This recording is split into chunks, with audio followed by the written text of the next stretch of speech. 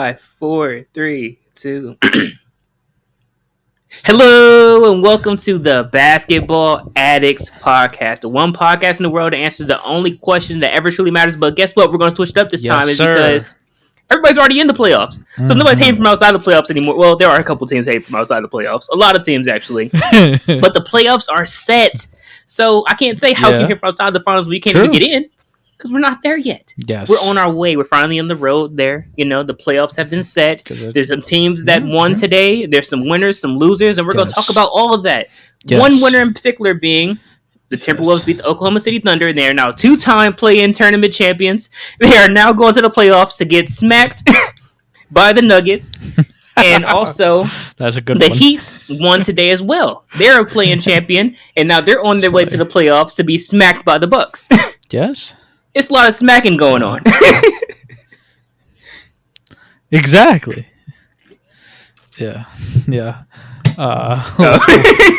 Let's keep it away from smacking. There's a lot of bad jokes there.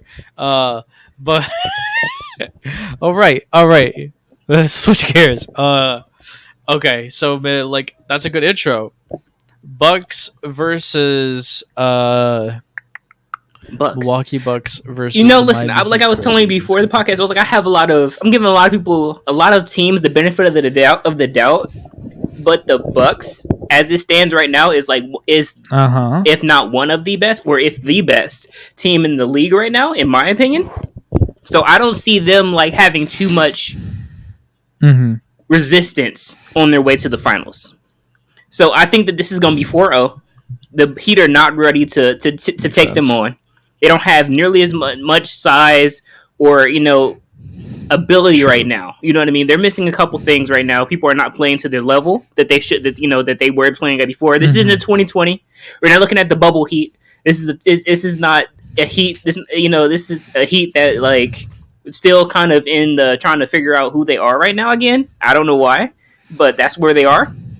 So the Bucks will have zero resistance, and they're going to sweep the Heat. 4-0 all the way.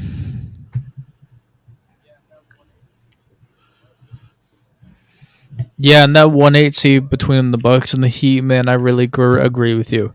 4-0 sweep. I don't think the Heat are going to give them any issues. The Bucks are a different tier as a team. Kevin Love guarding Giannis is like the most hilarious thing I've ever heard of in my life, because that's actually going to happen.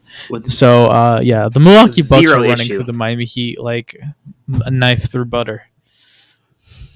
Yes. Yeah. All right, you ready to kick it to the next series in the East? Now, for the fans at home, we are recording this on Saturday night, so I can confirm New York Knicks took game 1. Yeah. And so right now the Knicks are up 1-0 in the playoff series. So my whole thing was that, the Knicks were leading the series during the season because of the fact that they didn't have Jared Allen, right? They lost some games, won the games with Jared Allen. But then I see Jalen Brunson put on a performance, and I was like, But what I will say is that Donovan Mitchell also showed up as well. He's used to being in the playoffs, so like he knows how to hit that second gear. Now the problem is that the Cavs is still, even though they have Donovan Mitchell, who is semi-veteran young player because he's been in the league for a minute, the Cavs are still a very young team and don't have playoff experience. So I don't expect them to get very far. I expect this to be a fun matchup, a fun series. I can see it going 6 or 7, but I see the Knicks taking it, though. Yes. Sadly. I agree. Sadly. I wanted to go Cavs, but I can see it go 6-7 and the Knicks taking Interesting. it. Okay.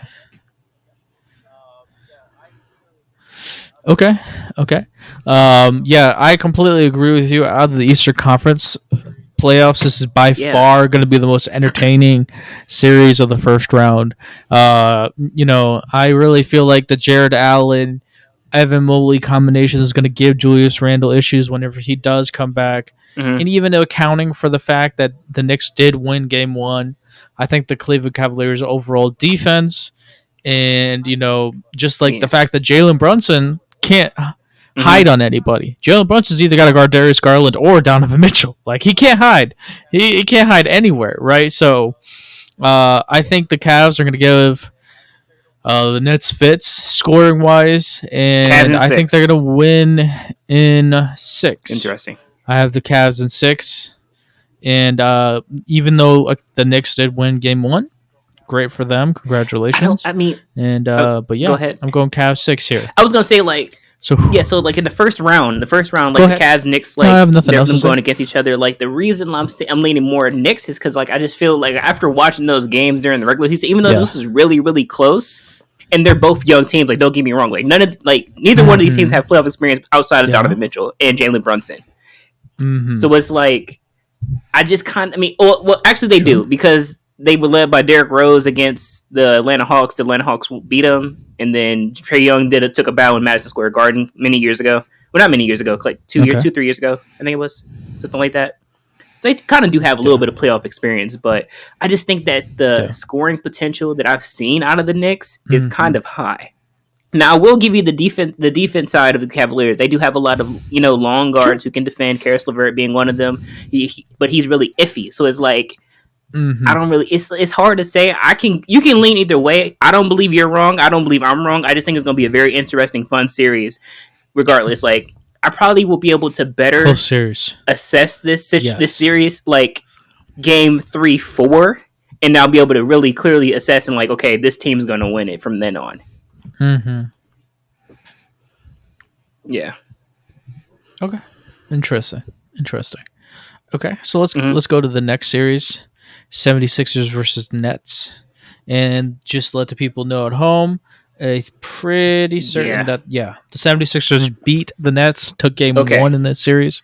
So what do you think? Very interesting, very exciting game. But the Nets, even though being a very young team and not having any playoff experience outside of Mikal Bridges, this is like his time with the Phoenix Suns, and then with his time at the Brooklyn Nets, his first stint with the Brooklyn Nets, they how do I put this? They didn't show any signs of that it's over, per se. Like the 76ers hit like 21 threes. I think they like 21 threes it had 21 threes in the game, and they were leading by a large number of points. I think James Harden had 17, Embiid had 26. You could, of course you can depend on like Shake and Tyrese Maxey to, and I'm just thinking in my head, like, that's not going to always be the case. But one thing that will be like the main problem that the Brooklyn Nets will run into is the Joel Embiid problem, which is the problem that everybody will have. So it's like, if they can figure out, like, I'm not saying like how to, like if you like making Joel Embiid beat you it's neither here nor there because he can definitely beat you by himself. I'm going to say, for one, I'll give them the benefit of the doubt. The Nets will take 1.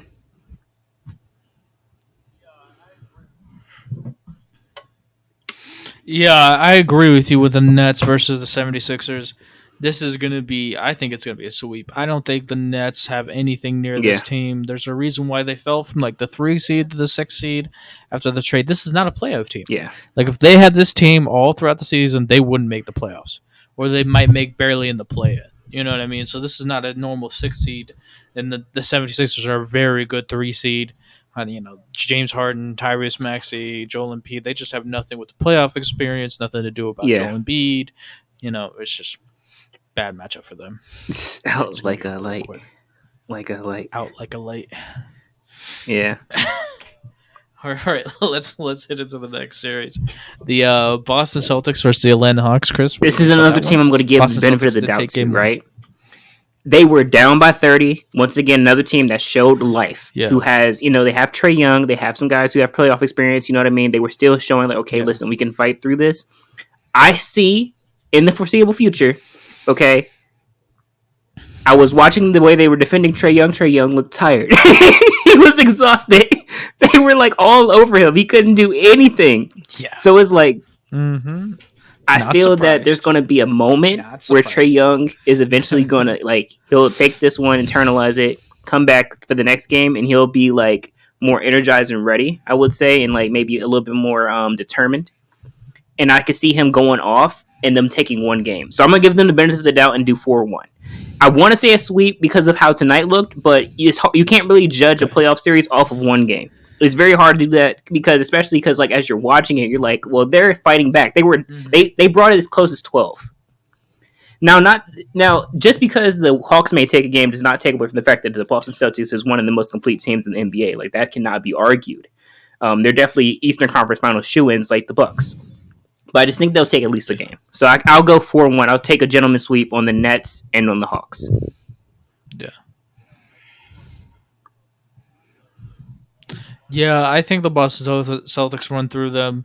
Their guard defenders are too much for Trae Young, DeJounte Murray. I mean, they got Malcolm Brogdon, Marcus Smart, Derek White, Jaylen Brown. I mean, their goodness, that's like all borderline, all NBA defensive guard kind of guys where they're just ridiculous. Like they have those four guys are four of the top 12 best guard defenders in the league.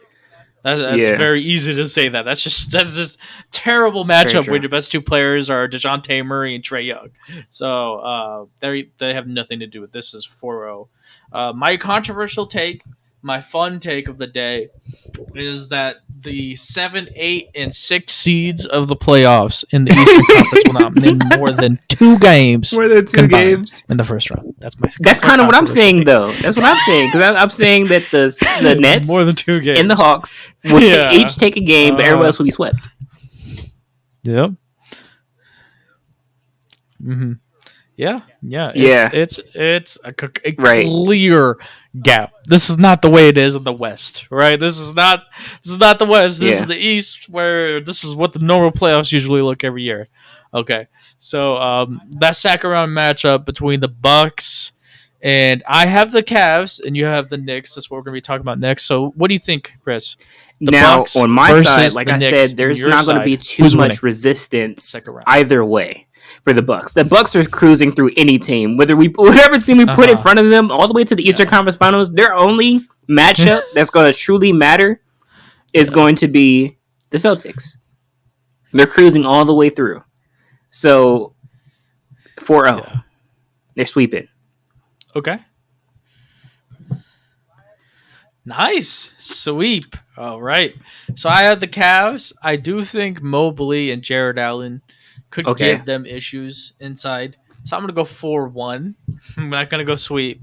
But yeah, the Cavs versus the Bucks in the second round. I'm going 4-1. Bucks winning that one. And, but the glimmering thing here is the Cavs have the potential to beat that team in 3 years. Because as Evan Mobley, Donovan Mitchell, Darius Garland grow, they have the potential to beat that team because of the defense interior-wise and being able to guard Giannis. So, I mean, Evan Mobley, if I had to say the last 3 years of the draft, the best player to guard Giannis coming out of the draft has been Evan Mobley. So, having him on a key playoff team like this in the East is going to be big for them moving forward. But yeah, I agree. Milwaukee Bucks walk their way into the Eastern Conference Finals with no issues. I mean, they could lose Chris Middleton or Drew Holiday. Hurt, injured. They're still going 4-1. Like they don't. Yeah, I agree. So the really good matchup though, 76ers versus Boston Celtics. What do you have? Boston in 6. Okay. I give the Sixers 2 games just strictly off Joel Embiid. Joel Embiid, I think that when it comes to what he brings to the game of basketball and what he's been able to accomplish and what I think he'll be able to accomplish in the playoffs because of what he's already doing, like he's going to be energized from running through what team are they playing? Running through the Nets. Well, 4-1, still running through them. From running through the Nets, he's going to be energized. He's going to get all that long sleep. He's going to be ready for the Celtics. Yeah. He knows that this is a marquee matchup. This is something that he has to win. And he's going to take 2 games. He's going to have at least a 40 ball in one of those games that they win. Okay. But then the Celtics will show that they are on a different level, a different tier of basketball than any other team, and that you have to only put them up against the Bucks. And Jason Tatum's going to have 40. They just have too much. It's just too much. I think, like you were saying, I think you said like Malcolm Brogdon, Smart, Derek White, Robert Williams III. They just have way too. They're so deep, and they're such a more of a complete basketball team. Like once you knock out the top 3, right? Take the 3, and then you depend on Tobias Harris. He's not beating you. So it's like if they have too many guards and too many great defenders that they can just throw. They can throw. Like I'm saying, like yeah, like you can say NBA is unstoppable. I believe that as well.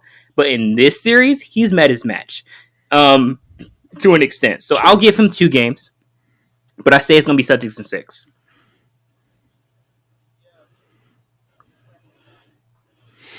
Yeah, this is in the second round of the Eastern Conference Finals in between what we think is going to be the Wow. Celtics and the 76ers. I'm taking the Celtics in 5.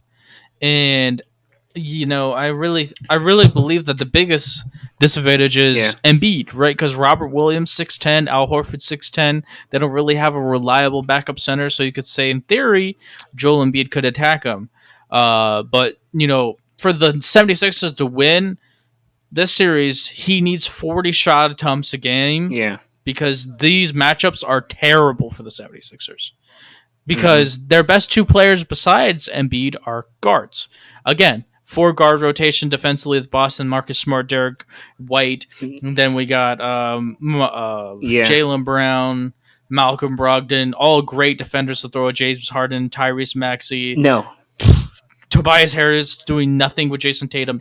And that's the flip side issue, right? Is the Philadelphia 76ers do good against teams who want to attack the basket. Jason Tatum and Yeah. Jaylen Brown don't need to beat you. They don't need to beat. They beat you at the Yeah. 3-point line.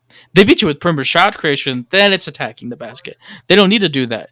And I envision a lot of James Yeah. Harden getting hunted in this series because he got to guard somebody, right? He's either Marcus Smart can hunt him, Malcolm Brogdon can hunt him. Like any guard that they have in that 4-guard rotation can hunt him. And Jaylen Brown get hunting. They're gonna hunt James Harden and Tobias Harris to death.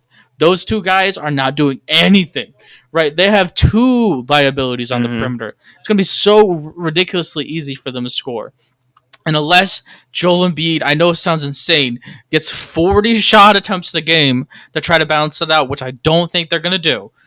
They have such ridiculous disadvantages against a great team like this. I'm going 4-1. 4-1, Boston Celtics. Yeah. They proved to everybody why they are really that team. Yes. Like they are really one of the best. They're the best, second best team in the league, Mm-hmm. and they need the respect. And they're going to show how good they are that series. I'm gonna give him 2. It's going to be very clear. I'm gonna give him 2. Yeah. All right. Okay. All right. So in our projected Eastern Conference Finals, Chris, we got Milwaukee Bucks like versus Boston NBA Celtics. Finals Who do you have? matchup. Bucks in 7. Yeah. Yeah. Bucks Great in series. 7. I can't Bucks in wait. 7.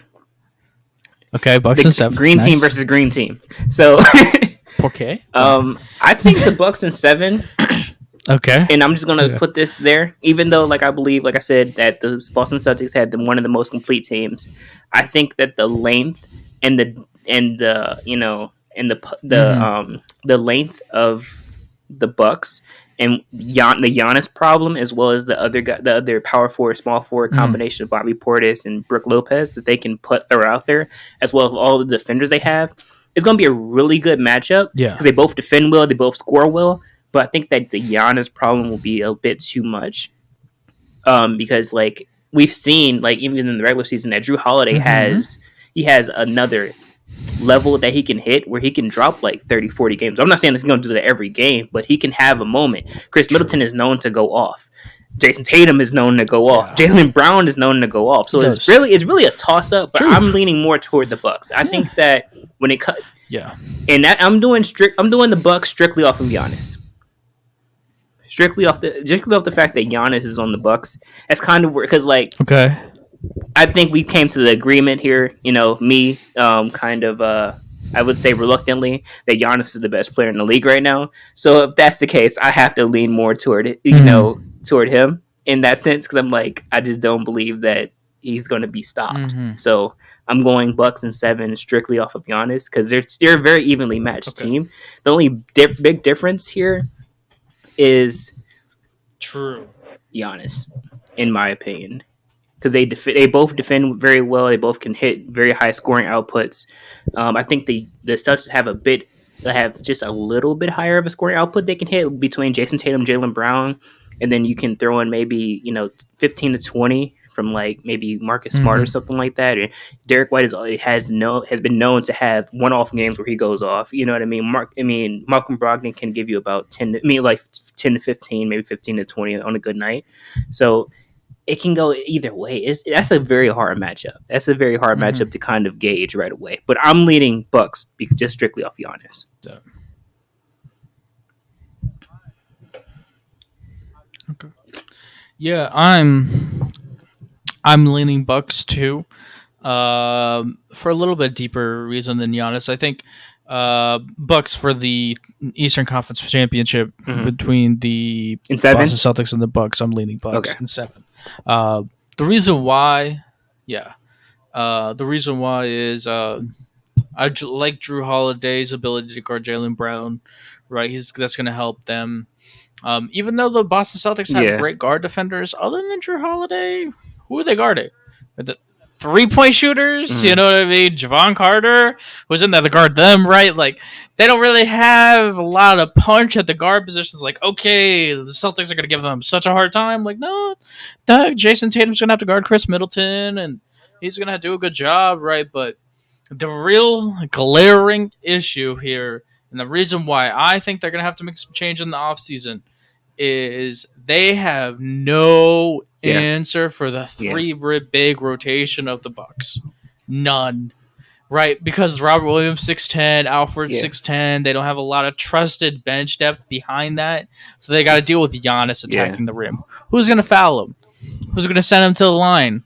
Foul trouble is going to be a real issue because it's not just that. There's Brook Lopez in the post. It's Brook Lopez getting rebounds.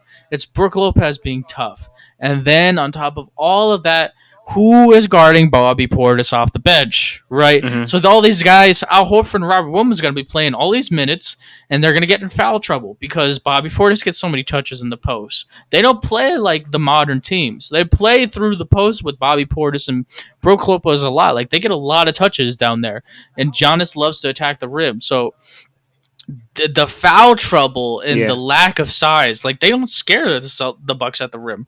6'10", okay, Robert Williams is great against every other team in the NBA except the Bucks, right? He's just not doing anything with Giannis, and you know they're such an efficient team. They got really great defenders. They got Jay Crowder to throw at Jason Tatum off the bench and stuff like that, and Giannis is such a great defender, and I just really think that the Bucks are a terrible matchup because they play a style of basketball that is not what modern basketball looks like, and they give the Boston Celtics so many issues because of it, because of this lack of size and depth at the power forward and center position.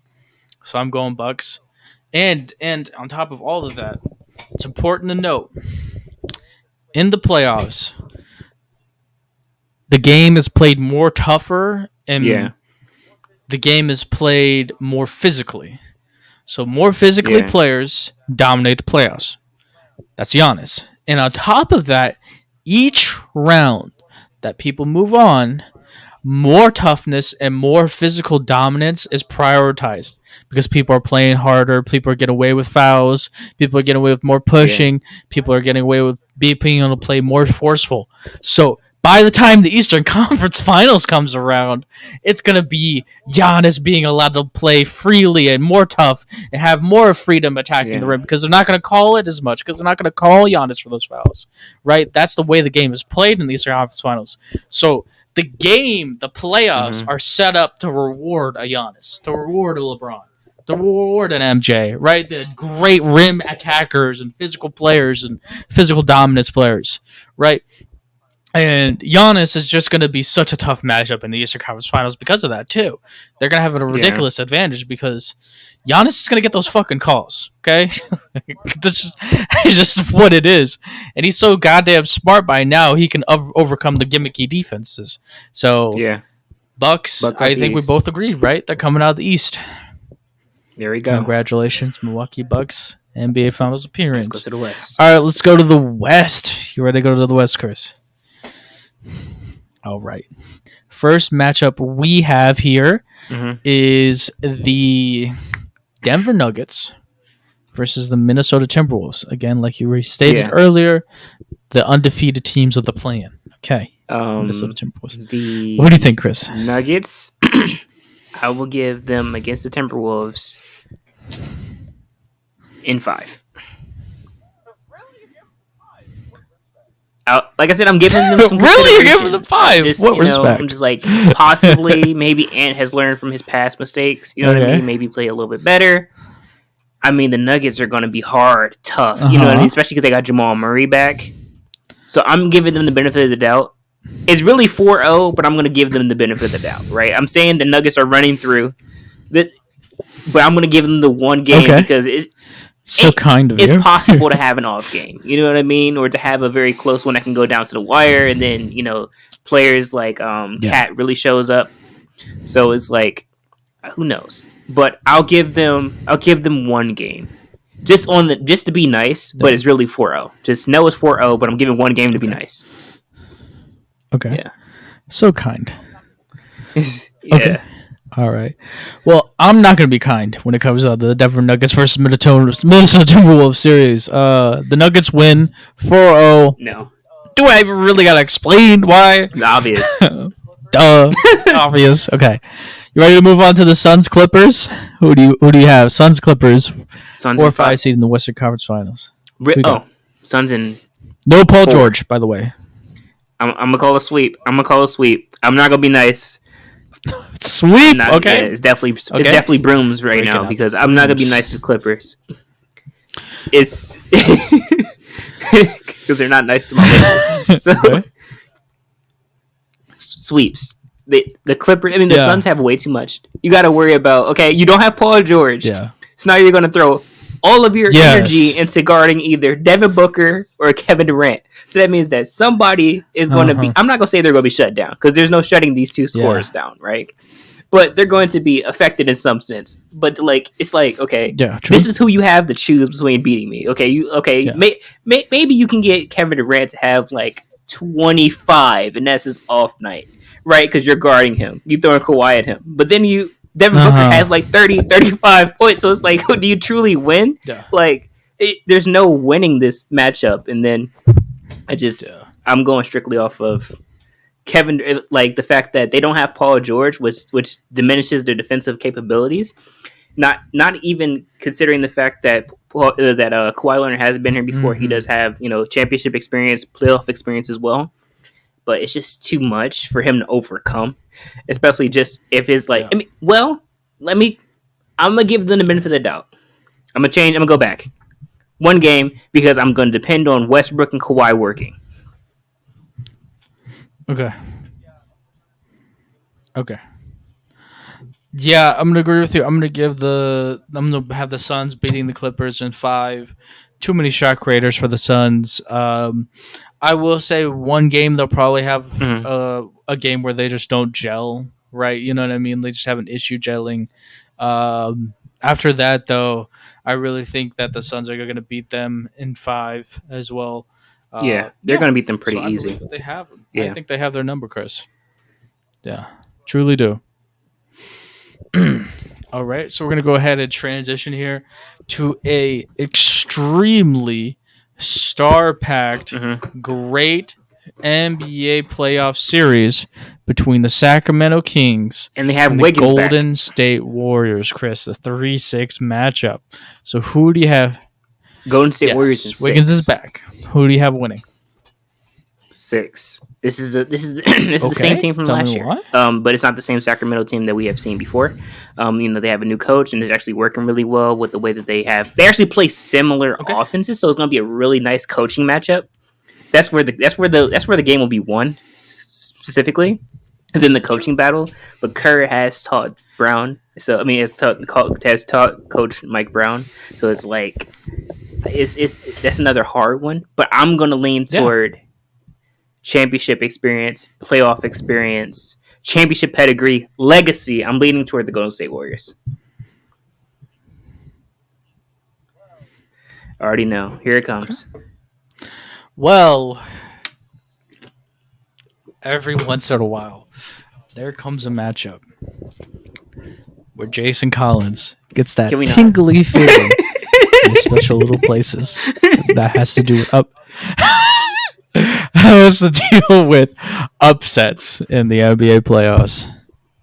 And even though it makes sense for the Golden State Warriors, I'm choosing Kings and 6, baby, to beat the Golden State Warriors in the first round of the playoffs. Big upset. Okay, let me tell you why. First things first, when I was really, this series was the one where I was like, man, it's so close. I got to watch an old game of them.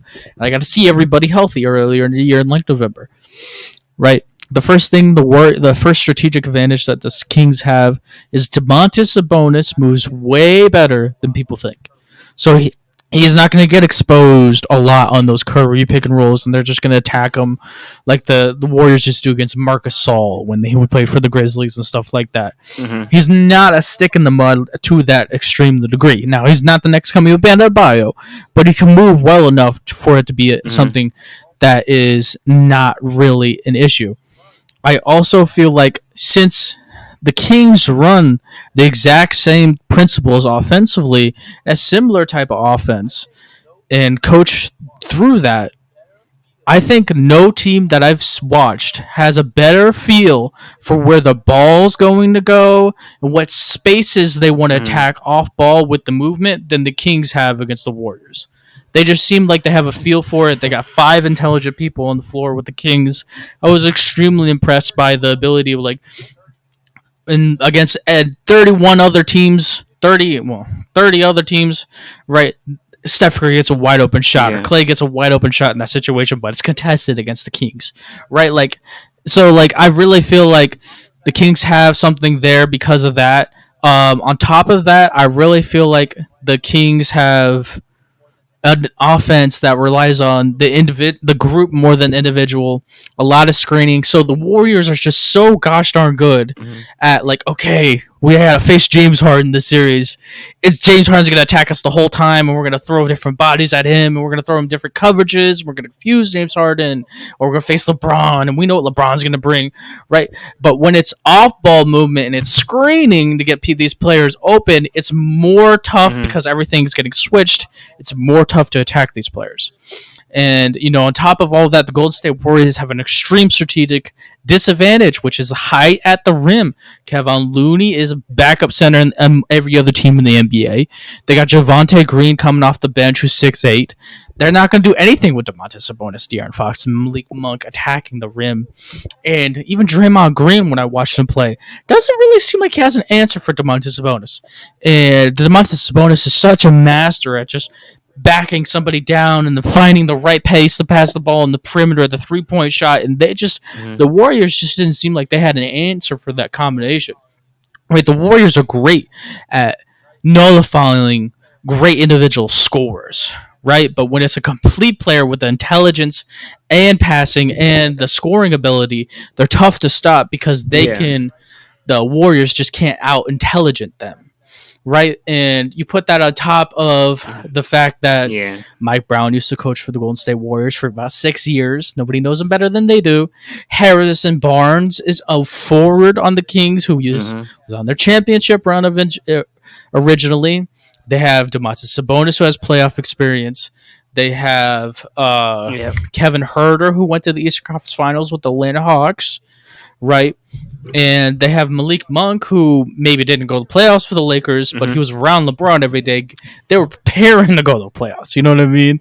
And another thing is the reason why the Warriors are so gosh darn tough in the playoffs is because of their ability to get super hot from the three. They just win a few games. Well, the Kings play the exact same style of basketball where it's high volume 3-point shooting, and they do it at an extremely efficient level, right? So that their strength matches with another strength, right? And Andrew Wiggins is probably not going to be the same right away, right? On top of that, Davion Mitchell is going to be huge coming off the bench when he does because he's going to either guard Jordan Poole, or he's going to be guarding Steph, or he's going to be guarding Clay because Golden State Warriors don't play a single minute without one of them on the floor. So he's going to be huge, right? And you put all those things together, and it's not just one thing. Oh, and also they have home court advantage. Warriors don't do well against the road. The Warriors have had issues gelling all year. So it's not just like one or two reasons. It's like 7, right? Yeah. Where it's just like when I have that many reasons in my brain to say there's a lot of strategic advantages the Kings have, that leads me to think that this is the same type of feeling I had with the Atlanta Hawks. When the Atlanta Hawks beat the 76ers, where I was like, man, they just have so many advantages. And, I'm fine with I'm that. going Kings in 6. You got me leaning that way, too, but I'm going to stick with the Golden State Warriors. Yeah. Hey, it's okay. It's going to be a great series. Great series. They're actually playing right now. The Kings are up 101-97 and 9 minutes to go left in the fourth quarter. Yeah, it's going to be a good series. Okay, so from one fun series to another fun series, because we got the Memphis Grizzlies versus the Los Angeles Lakers. My heart How do you see this one going? Lakers. Because I'm like, okay, LeBron, But... Okay. I'm going to go... Oh my God! Grizzlies in 6. Oh! All right. Chris Muhammad picked the Grizzlies to beat the Lakers in the playoffs first round. Okay, tell me why, Chris. It's crazy for me to do this. Oh, wow. Okay. Fun.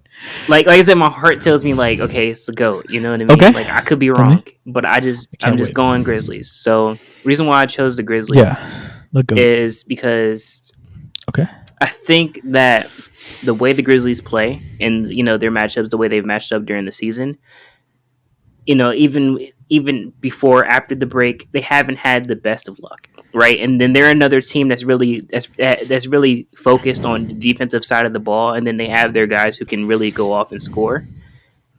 And when you look at the matchups, I mean, the Lakers are long, right? They're long, they're tall, they have the height, but the Grizzlies are athletic and young, and they'll run the floor. So it's like it's not too many other teams that can run the floor like that, especially outside of like the Sacramento Kings and teams like that, but I'm saying like the way the Grizzlies do, and like because like I said, they're a very athletic team and they go pretty deep. I don't know what their lineups are going to be, but there's a couple players that if they play, it really swings things. And then you have Jaren Jackson Jr., who I believe can defend really well, and he could give AD some trouble. So if he gives AD some trouble, then you're kind of like, okay, think about this for a second. Yeah. I'm going to be completely honest with you here. Starting shooting guards, right? We'll have D'Lo, or maybe D'Lo. No, not D'Lo at the shooting guard. He might be point guard. Austin Reeves. And then he's going to be checked by Dylan Brooks, Who? LeBron? Bane. There you go. Sorry. Reeves is going to be guarded by Desmond Bane. Desmond Bane. That's another... Reeves not going to be able to do too much with that. Desmond Bane is known for being able to, defend, and he's going to be able to lock him down, and then he's going to have, like, 20... He can go off. He's another... Like, they have a lot of players that can go off. Like, he could drop 20 to 25. You know what I mean? Then you have John Morant as well, who... I mean, like, D'Lo, like, I don't really... My problem is I don't believe in D'Lo, right? That he's not... I don't think he's a big factor. I don't truly believe in him as much as I should. I think Ja wins that matchup between point guard wise. I think he wins that matchup, and then you throw Dylan Brooks at LeBron. I mean, I wouldn't put Dylan Brooks over LeBron. No, not at all. But I think that there's going to be some problems there. So I feel that I'm going with the Grizzlies just because I just think their defensive matchups and just their like how they run the floor is going to be a little bit too much for the Lakers. And like I said, I don't believe in D'Lo. Now tell me what's the Lakers. Okay. Okay. So I'm going to be flipped with you. I think the Lakers are going to beat the Grizzlies in 6. There's a few reasons why. The Grizzlies are such an interior focused team at trying to score near the basket. John Morant, Dylan Brooks, Jaren Jackson Jr., they all like to attack the rim. That's great for the Lakers because they could defend the rim at an extremely high level due to Anthony Davis. Right. So it's not like the Memphis Grizzlies are going to outshoot him at the 3-point line. I'm not worried as much about the up and downness of the ability for the Grizzlies to play at a fast pace, because the playoffs are not going to be super fast paced like that, and nobody can control pace better than Legault. So I think he's going to control the pace and keep the Grizzlies from playing the style of basketball that they want to play. And I really feel like Jared Vanderbilt is going to do a great job defensively, and I do think that at least either Ja or Desmond Bain is going to have to work guarding D'Lo. I think D'Lo is going to be efficient scoring from the perimeter. I really believe in him. I guess maybe a little more than you do in that sense, but I feel like this is the worst matchup for the Grizzlies in the first round, because my questions about them earlier was they didn't seem mentally ready to win a championship. They do not display championship behavior with the way Dylan Brooks acts, the way Ja Morant acts. They don't display mental toughness. They don't display championship brains and intelligence and smarts and the things that we've seen from champions of past. And getting LeBron James in the first round when you got to mentally battle him and you got a basketball IQ battle him, they have nobody to go to battle with him. Nothing. And they don't even have their enforcer anymore with Steven Adams. So I think that those things on top of the strategic advantages leads me to think Lakers.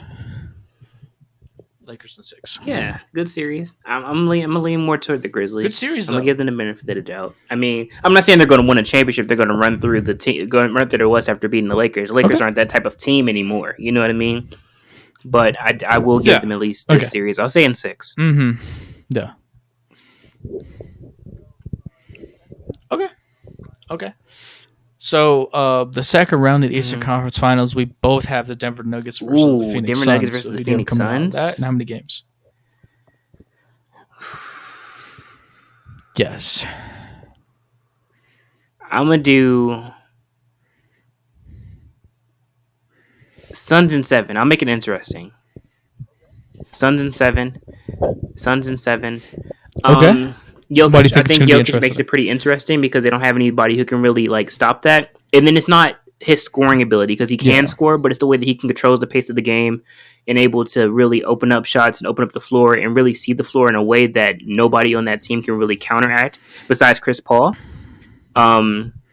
But then the big difference is that Chris Paul is a point guard seeing the floor. You're supposed to see the floor like that, but he's a big man who sees it from a different perspective. So I think the intelligence of the IQ battle between Jokic and Chris Paul will be very interesting to watch. So I'm gonna go 7 because I think that.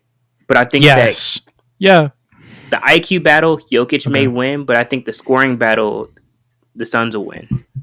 Okay. Interesting. Yeah, so what do you think? Okay.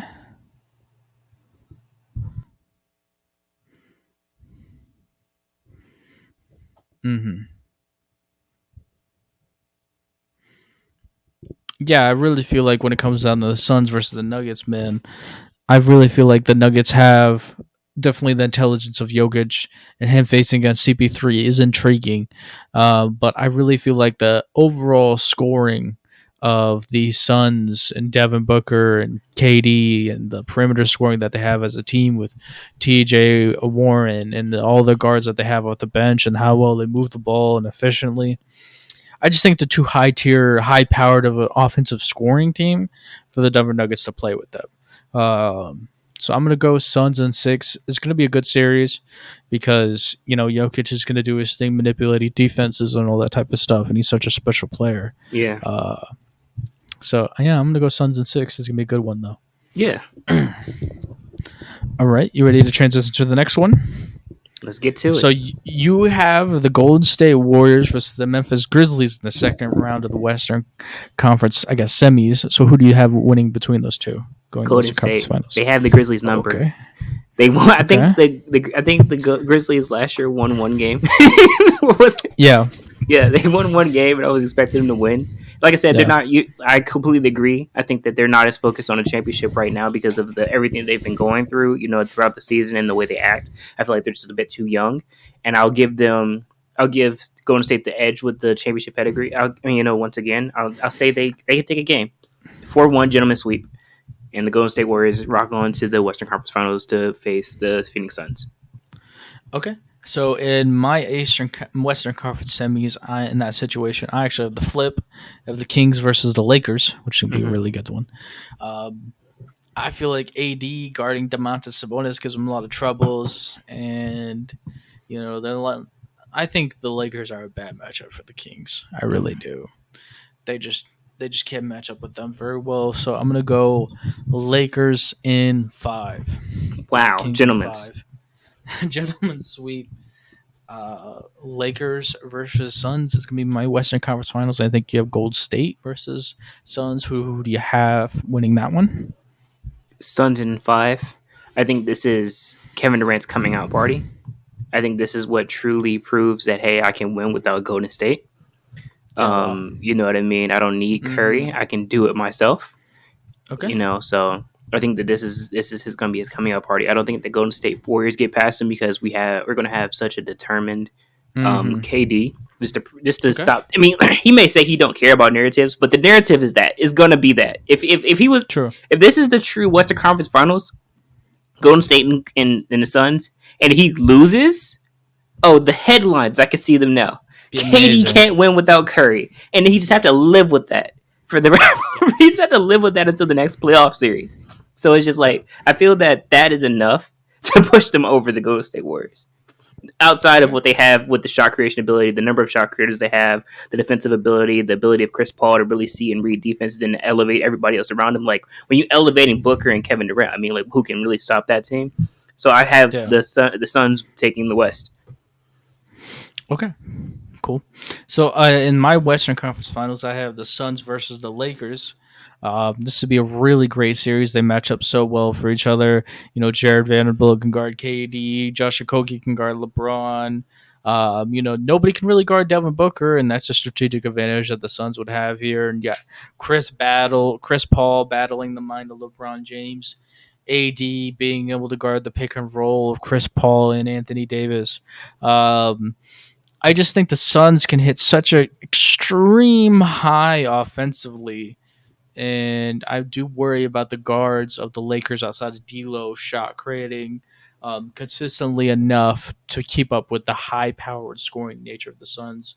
All the movement they have, all the good passing that they have, how many shot creators they have to bench. It's just a lot of firepower over there in Phoenix. So I'm leaning Phoenix in 7 versus the Lakers on a great series.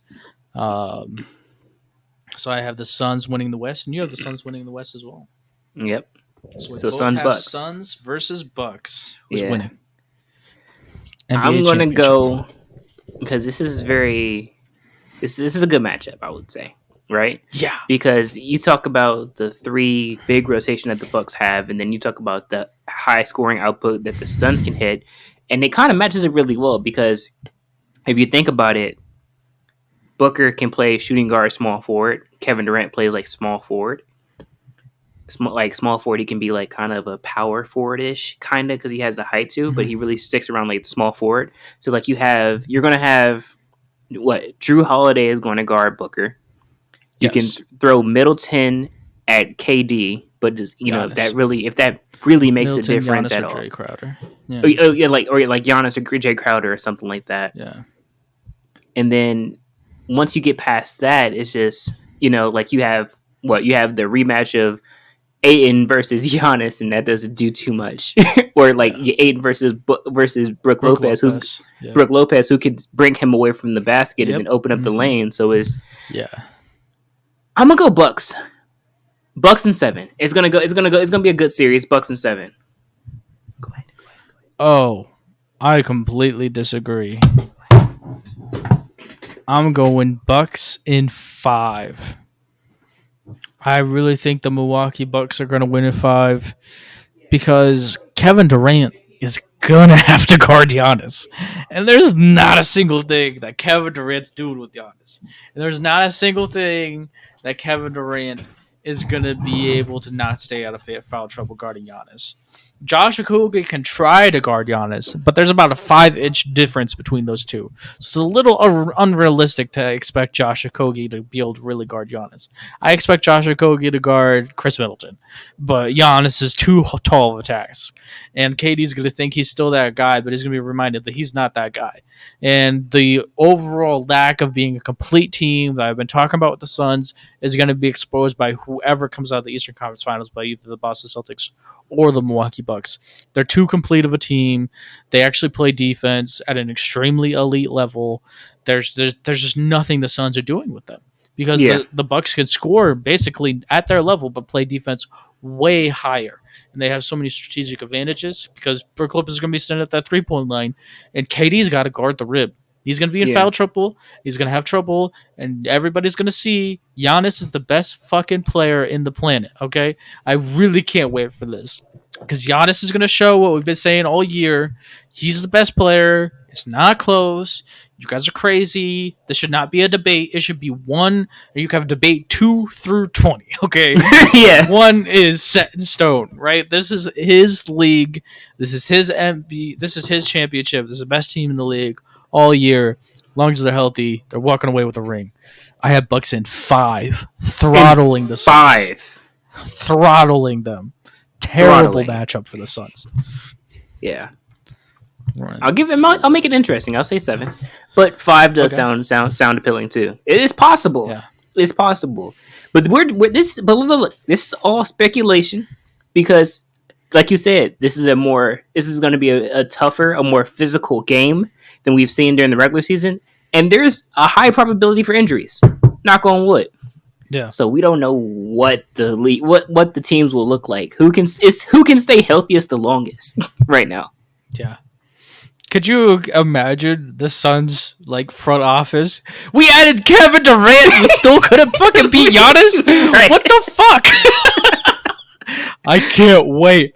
Oh my god, I wish I could be a fly on the wall. I really could. The media, how are you going to explain your way out of that one? True. He beat them without KD, and he beat them with KD. Yeah. So it's he got to be the best player now. Home. Yeah. Send him home. Pack him. You can't rename Phoenix after Giannis. That wouldn't work. But just know that Giannis lives rent free in the Phoenix Suns' head, just like Luka does. It's that happens. It's like LeBron against Toronto. That's G levels, dude. You beat them, and then they add KD, and then you beat them again. You own that team. You might as well buy some land in Phoenix. Bro, he's the mayor. It's his city. What Cardi B said? He got condos in their head. Oh my god, bro. Yeah. I feel like this is, at the very least, NBA fans are going to get their money's worth. This is going to be a very entertaining postseason. I'm literally glued to my phone right now looking at the Kings Warriors stat line. Yeah. This is gonna be great. I can't wait to watch all these games. Chris is gonna be excited if he beats, chooses the upset of the Lakers. So yeah, I'm gonna be excited if the Kings beat the Warriors. Well, they will beat the Warriors. I'm very confident in myself. Yeah, because I'm always right. No, neither one of us are always right, but Also, a little bit of stat padding on the whole Warriors can't guard the rim point. Malik Monk has 29 in this game, and De'Aaron Fox has 36. So that's how well they can guard the rim. They're winning by 2 points right now, but that's how well they can guard the rim. Yeah. That's an issue. Okay. Yeah. They've had chemistry issues all year, though, too. True. So that could be a real problem. Yeah. But I'm still going to go with my belief in championship legacy and the playoff experience of the Golden State Warriors. It'll be a big upset, though. Yeah. I feel it in my bones. You feel it in your bones? All right, well. Yep. Was there anything else you want to add here, Jay? No, this is a solid podcast. Hey, every week we're going to be reacting to these playoffs. These things move along. We'll be reacting to all the games. We'll be giving you guys our breakdowns of the playoff series, what we're learning from each teams in the playoffs, how we're viewing things, talking about things. It's going to be a lot of fun, so definitely stick around for some great playoff content because we're going to be here every week. We ain't going nowhere. Every week. Yep. Find us YouTube Shorts, YouTube, TikTok, wherever you guys download short content. We can find us on Spotify, Apple Podcasts, wherever you guys download long-term podcasts. We're everywhere. Yeah, we're everywhere. Welcome to the club. There you go. Welcome to the club. All right, guys. Thank you so much for listening. Glad you were able to, join us and, receive this content. Hopefully it was, entertaining for you as well. Yep. I'm pretty sure it was entertaining for you. So I'm Chris Bauman. I'm Jesse Collins. And we're at the Basketball Addicts. Peace. Ouch.